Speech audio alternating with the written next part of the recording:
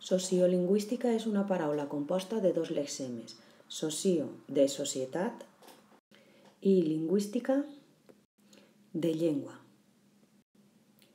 La sociolingüística és la disciplina que estudia les interaccions entre la societat i la llengua i la llengua i la societat. Canvis socials provoquen canvis lingüístics que, al seu torn, poden provocar canvis socials. Una part important de la sociolingüística tracta la variació lingüística, és a dir, com canvia una llengua. Descobrim a continuació l'origen i la posterior evolució de la llengua valenciana fins als nostres dies.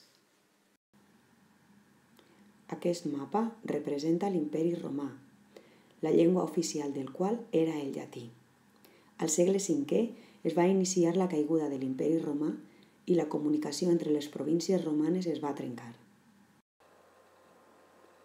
El llatí parlat va perdre la unitat que havia tingut i començar a evolucionar diversament, segons com el parlaven els habitants de cada indret, les influències de les llengües autòctones, les interferències entre les llengües veïnes, i així es formaren les llengües romàniques.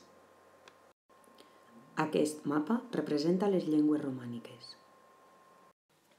A partir dels romans, la llengua valenciana va prendre forma amb uns textos que no eren molt divertits, com homilies i lleis.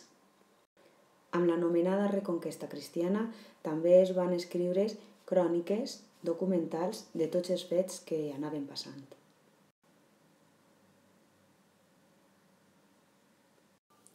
Arribem al segle XV, segle d'or de les lletres valencianes.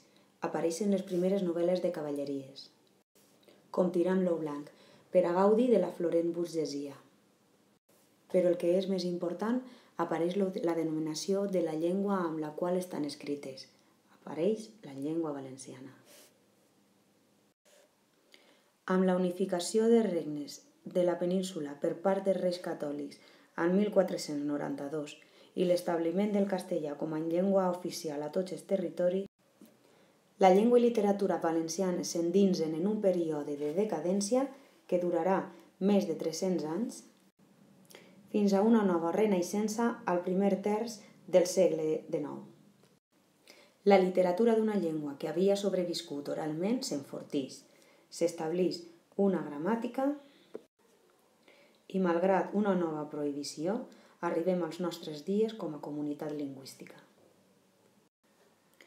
L'abrupta evolució del valencià i del català, que han caminat separadament i junta, no exempt d'afeccions polítiques, esdevé en una ampla dialectalització. Ja estem en condicions de classificar els tipus de variació de la llengua. Tenim dos grans grups.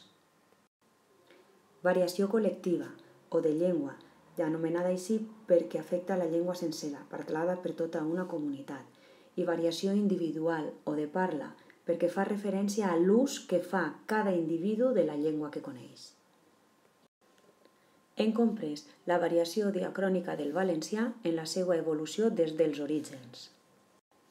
La variació diatòpica fa referència a tots els dialectes que hem vist a l'últim mapa. La varietat diastràtica fa referència a la llengua que parlen determinades persones que pertanyen a un mateix grup sociocultural.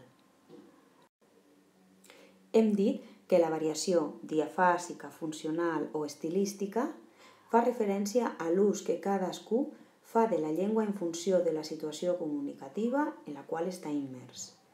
De què volem parlar? Quin grau de confiança tenim en l'interlocutor?